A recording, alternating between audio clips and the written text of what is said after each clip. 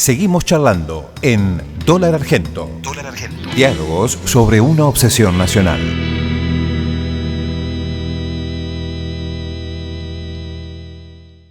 ¿Por qué llamás a la convertibilidad la moneda imposible? Tenemos 2 horas. Es largo, ¿no? No, el concepto imposible surge de varias fuentes, digamos. Hay una fuente o un origen de esa idea que tiene que ver, un origen más empírico, que tiene que ver con todas las entrevistas que presenciaba o que hacía, en lo cual mis interlocutores decían era imposible salir de la convertibilidad, ¿no? Y ese fue un poco el punto de partida de la investigación. Digo, ¿por qué se decía que algo era imposible si finalmente sabemos que históricamente fue posible porque se salió de la convertibilidad? Entonces hay algo que me interpelaba en esa categoría de imposibilidad. Que eso me llevó a una pregunta. ¿Cómo algo, una política, una moneda, puede aparecer como la única posibilidad? Uh-huh. Entonces finalmente, ¿qué es una de las figuras de lo imposible? En ese caso, es la contracara de la única posibilidad, ¿no? Si hay una sola posibilidad, significa que todo lo demás es imposible. Entonces es imposible salir. ¿Por qué? Porque la única posibilidad es la convertibilidad. Uh-huh. Y eso se va a sostener inclusive en tiempos de crisis de la convertibilidad. Hasta el último momento todo el mundo defendía la convertibilidad y eran muy pocos los críticos, los hay. Alejandro Rothman, por ejemplo, era uno de ellos. Y hay otros. Es injusto no citarlo, pero son pocos. Son la excepción que confirma la regla. Inclusive pensadores supuestamente heterodoxos defendían la convertibilidad como única forma posible.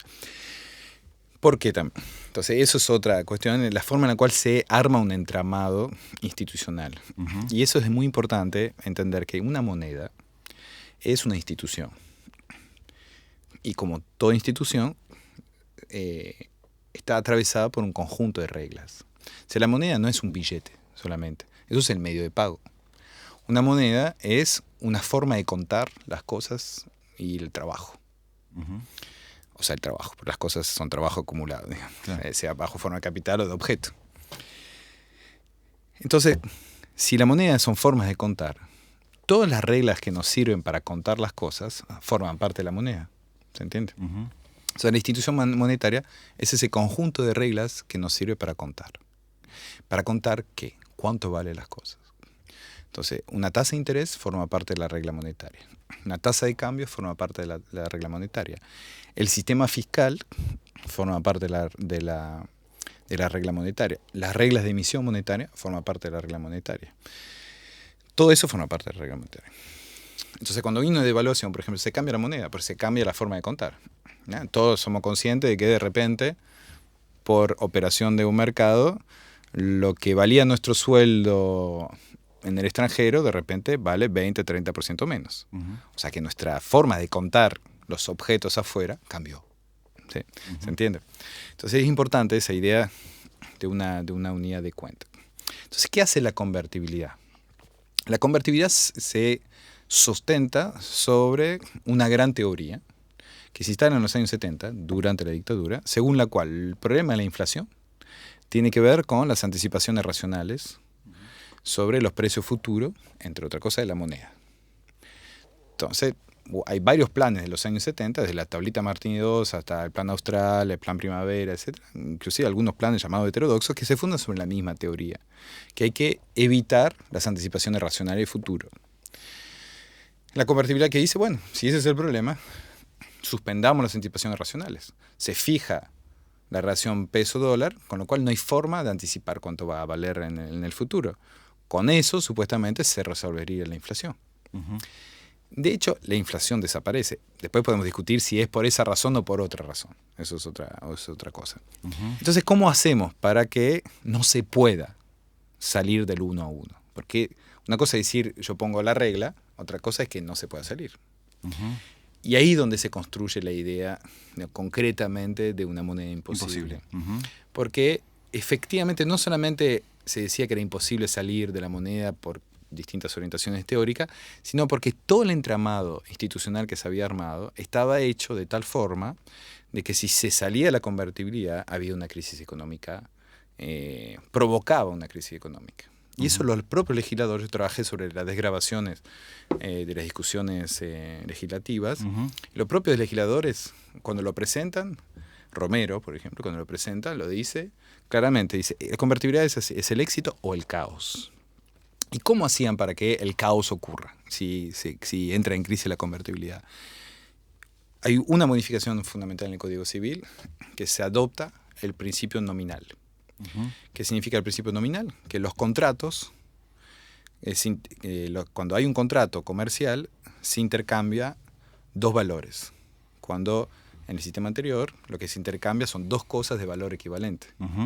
Entonces, si yo intercambio dos cosas de valor equivalente, si cambia el valor no importa. ¿Se entiende? Claro. O sea, no destruye el contrato.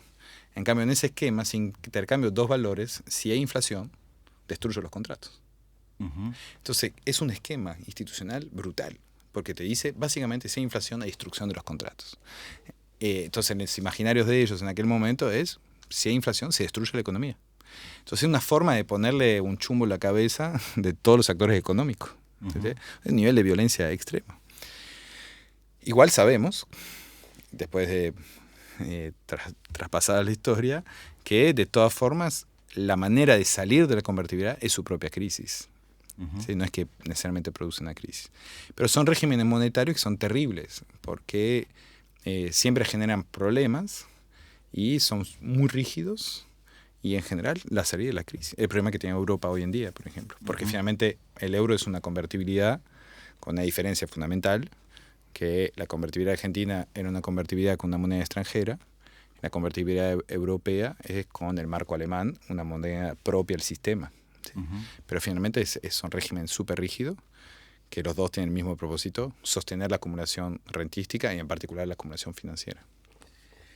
Esta cuestión del shock de confianza que vos planteás que se necesita precisamente para poner en marcha el plan de convertibilidad, ¿se lo puede asociar con esa idea del shock que toma Naomi Klein en su libro, la idea de Milton Friedman y los Chicago Boys de aprovechar ciertas catástrofes sociales, como en el caso de Argentina, un poco lo mencionabas, la hiperinflación durante el gobierno de Alfonsín, para precisamente terminar imponiendo, le llamo yo más bien, contrarreformas a nivel social y económico? Sí, en general, todas las grandes reformas económicas y sociales ocurren después de una crisis. Siempre es difícil reformar o transformar una sociedad sin crisis. Fue uno de los problemas que tuvo el macrismo, por ejemplo, ¿no? Transformar una sociedad sin crisis implica ponerla en crisis. Pues es muy interesante la pregunta que formulás, porque finalmente, gran parte de lo que ocurrió en los últimos años tiene que ver con eso. En el caso del 91 claramente había una crisis, no hubo que generarla. Frente a una crisis, ¿qué se hace? El tema de la confianza en la teoría económica mainstream aparece como una condición previa. Y eso es un problema, porque eso supone entonces que todo lo que hay que hacer en la economía es para generar confianza. Y eso implica entregar todo, ¿no? Y finalmente, cuando miramos más de cerca los procesos socioeconómicos, nos damos cuenta que finalmente lo primero que hay no es la confianza. Lo primero que hay es un acto de soberanía. Porque finalmente lo que hace el régimen de convertibilidad es un acto de soberanía brutal. O sea, el Estado que fija la unidad de cuenta. No es liberal en el sistema. Claro. No es que primero hay confianza, entonces los actores tienen confianza. No. Esa paradoja se da un poco en la discusión de Terraño con Cavallo, creo, en el programa de Tiempo Nuevo de Bernardo Neustadt, ¿no? Que le critica a Cavallo ser un intervencionista, digamos. Claro, exactamente. Y en un punto tiene razón. Y por eso es interesante, porque finalmente, ¿por qué para la inflación? No es por las razones teóricas que esgrimen los que promovieron la convertibilidad, sino por razones totalmente opuestas. No es que para la inflación porque hay confianza en la moneda, porque no se emite más. Para la inflación porque hay un gran gesto soberano. O sea, es el imperium del Estado que para la inflación. No la confianza de los actores privados descentralizados que hacen que no jueguen sobre la unidad de cuenta.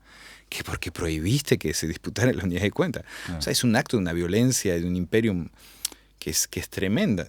En términos de un liberal debería estar indignado frente a una práctica de esa característica.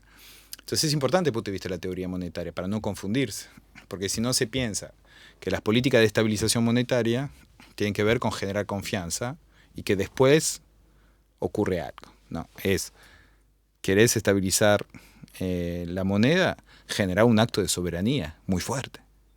Que no necesariamente es porque tuvo consecuencias nefastas, porque sabemos que encierra en su dispositivo institucional las condiciones de su crisis posterior, aunque sea 10 años después, pero ya en su origen están las condiciones de su crisis posterior. Pero sí hay un punto central desde el punto de vista teórico y político, que la estabilización monetaria o la estabilización de los precios pasa por un acto de soberanía.